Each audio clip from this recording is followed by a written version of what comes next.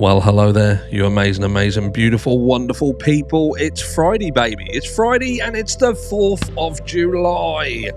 Friday the 4th of July, Independence Day weekend. I hope you all have a flipping fantastic one. You beautiful, beautiful bastards, you.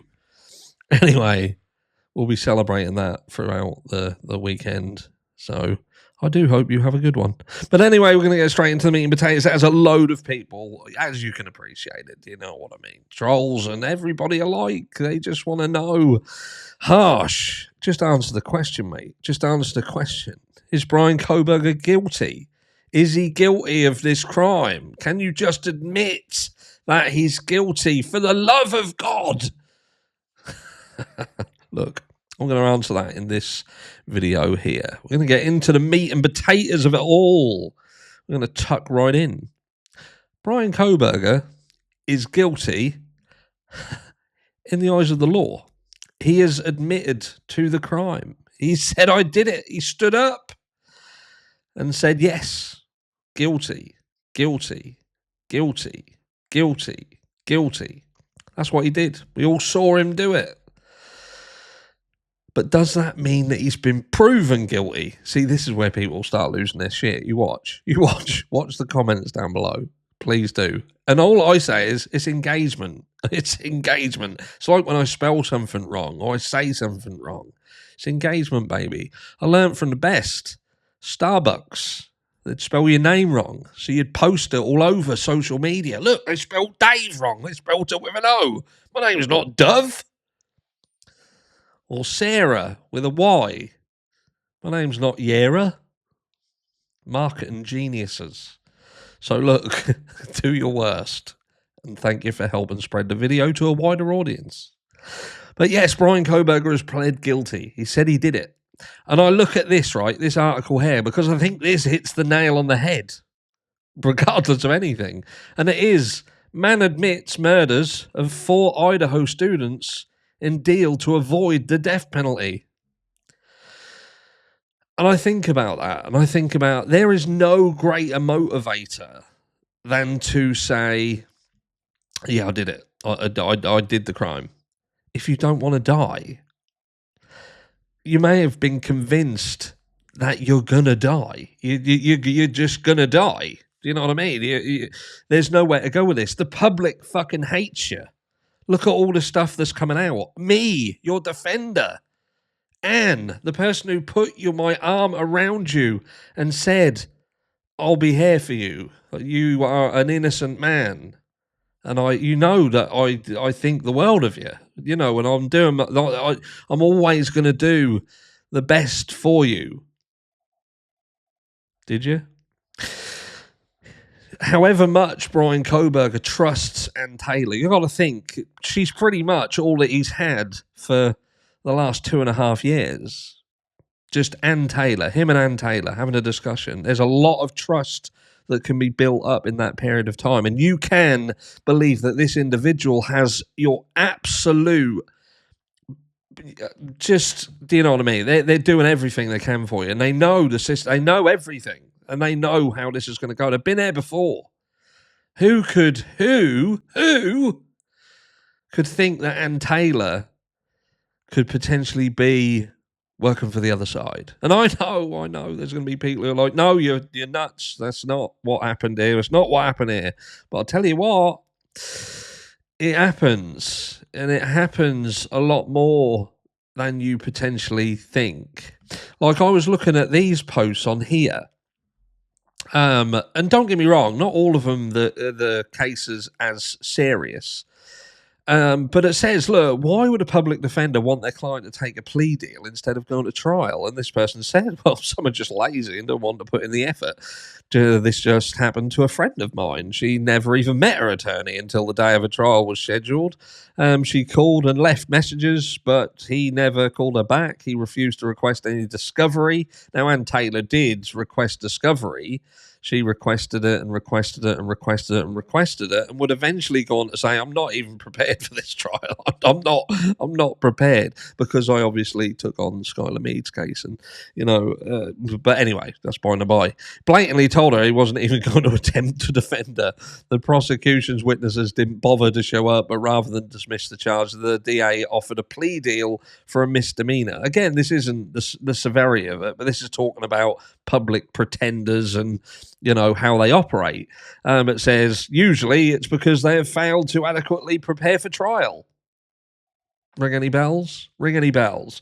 Because the guilters can have this one as a win now, can't they? Because they all turned around and said, Anne had plenty of time. She had plenty of time. She didn't have to take on the Skylar Mead case. She's had 2.5 fucking years to get ready for this trial. But usually it's because they have failed to adequately prepare for a trial. How much of an idiot could Anne Taylor have looked inside that courtroom? We don't know, because we don't fucking know anything. This case is a mystery.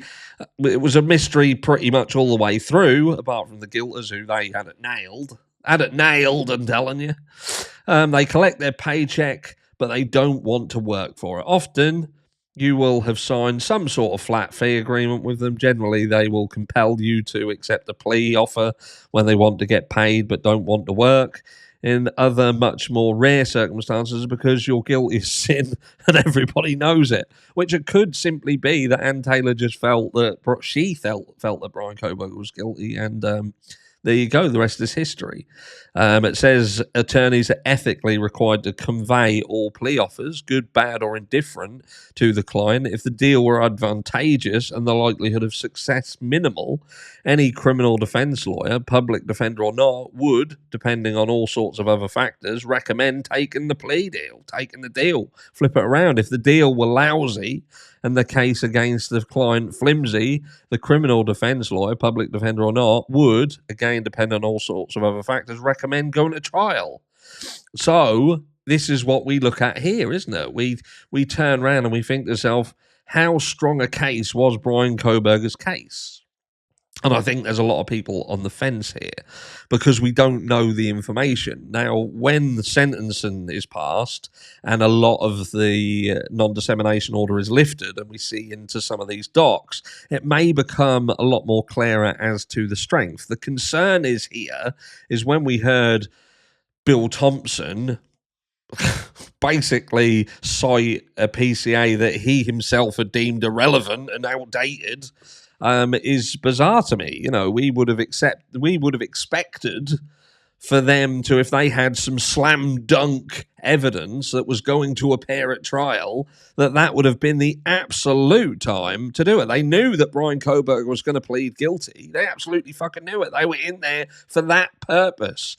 The question on everybody's sort of minds at that time was, what would the judge accept it? Hitler, being a stickler for, due process, it seems, he could have turned around and said, no, this is going to trial. This is going to trial. So you would have thought that at that point, Bill Thompson would have thrown everything he had forward. Do you know what I mean? So the public saw everything. So they were like, this is what we found out. And what did he do? He didn't do that. He cited the irrelevant and outdated PCA. And the things that people are still questioning to this day. It looked like all he had was circumstantial evidence. So why in the blue monkey balls would Anne Taylor tell Bryan Kohberger to take the deal? Was Bryan Kohberger genuinely scared of murder, of being killed himself? Well, I don't fucking think so. And I'll tell you why I don't think so. Because if this was about killing people and there wasn't some personal situation there weren't no real personal connection, and don't get me wrong, in video 2 apparently the media have found one. There is a personal connection. Now, is it all in someone's fucking mind? I don't know, but we'll get into that in video 2. So subscribe to the channel if you haven't already, smash like and all that jazz.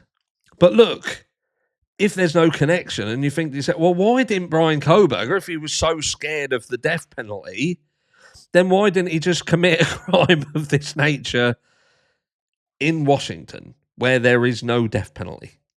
and be in a position where he can commit his crime. He can literally murder people, and there is no risk.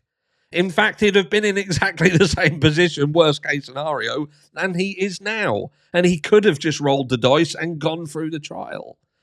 Was Bryan Kohberger just simply that stupid that he couldn't work out? And stupidity is a question that we do have, because in order to believe that Bryan Kohberger is truly guilty, I don't mean that he has just accepted guilt because he's been put in a position where he understands that he could potentially die, and it is a high probability that he's going to potentially die because everybody fucking hates him and everybody wants him dead already, and he hasn't even entered the fucking courtroom yet.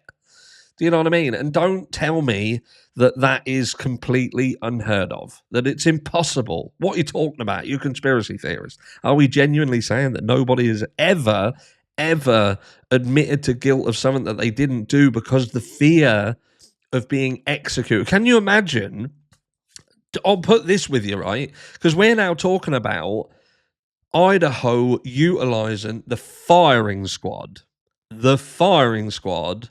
for their method of execution. Can you imagine that? Can you imagine if it gets to a point where your counsel is basically teed up that they are unprepared?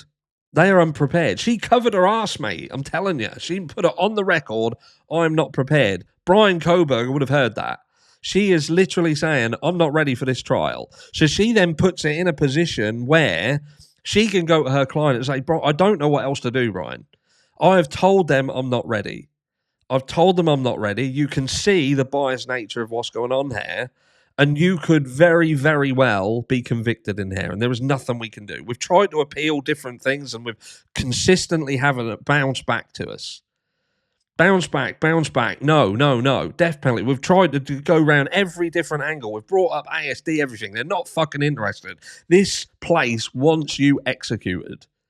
And there is a high chance, Bryan, that you're going to go into this trial, mate, be found guilty, and be sentenced to death. And that will be death by firing squad. Again, think of the motivation. Put yourself in that position. And you just think, I don't know. And it's very easy, again, without skin in the game, to say, I wouldn't do that. I wouldn't accept that. I wouldn't plead guilty to something that I didn't do. And look, you could argue that there is a lot of people out there who simply wouldn't do that. But there's also a lot of people out there who wouldn't go and do this heinous crime. And there's some that do go out and kill people. There are people that will not and will absolutely fight all the way to the end, the bitter end. And they will be wrongfully imprisoned. And then later on down the line, they will get exonerated. But there are people who also will never, ever see the light of day again for a crime that they didn't commit. There will be people who get off a crime. P. Diddy. And sometimes it just comes down to money. You know, justice is what you can pay for. The level of justice you get is the level of justice you can afford. It's like tears. Like tears. You get gold star justice if you have this amount of money. Bryan Kohberger had wood tier justice. Wood. With a defense attorney who, again, in the courtroom itself said, I'm not ready. Could you imagine being a fly on the wall of the conversation after the last-ditch attempt to say that this was potentially other perpetrators that got laughed out of the court? Which, in reality, was it a laughable situation? Was it laughable to consider that someone else could have done it if her client didn't do it? It's reminiscent of Cy Ray, and don't get me wrong, Cy Ray has gone missing at the moment, and I'm wondering if we're going to have to use his own technology to find out where he is. And I only say that, and I say it with all the love in the world, it would be interesting to hear some of these people come back into the fray at some point and explain why they said and did the things that they did and put their own reputations on the line. Was it because they just felt a certain way, or is it because they knew specific things. But keep an eye on Ann Taylor. Let's see if she doesn't get promoted in some way, shape, or form, or come into a windfall. Perhaps she'll win the fucking lottery. Who knows? But it'll be interesting. If you see Ann Taylor, know what she's driving at the moment. See if she all of a sudden upgrades her vehicle. If we see Ann Taylor driving down Sunset Boulevard with the roof down, wind blowing in her hair in a Ferrari, we know she fucked Bryan Kohberger. Unlike the Asian chick. But anyway, look, is Bryan Kohberger guilty? In the eyes of the law, he is, and he's guilty because he accepted it. He said that I'm guilty. But was Bryan Kohberger proven to be guilty beyond a reasonable doubt? Fuck no. And that is going to sit uncomfortable for many, many people for a long period of time, and one of them people just happens to be me. I wanted Bryan Kohberger to be tracked fairly. I wanted Bryan Kohberger to go to trial. I wanted Bryan Kohberger to have all of the evidence presented against him shown, not only to him but to us, for absolute transparency. I wanted him to be judged by a jury of his peers, and for a conclusion to be made that was fair and just. This situation is anything but fair and just. It is now a perpetual question of what happened. Is he guilty? Is he not guilty? Did he do it? Did he not do it? Did he just fear dying and pled to something because he was convinced to? Tell me I'm wrong. I don't think you can tell me I'm wrong, because I genuinely don't think I am. And I'm just being real. Love you all. Mwah.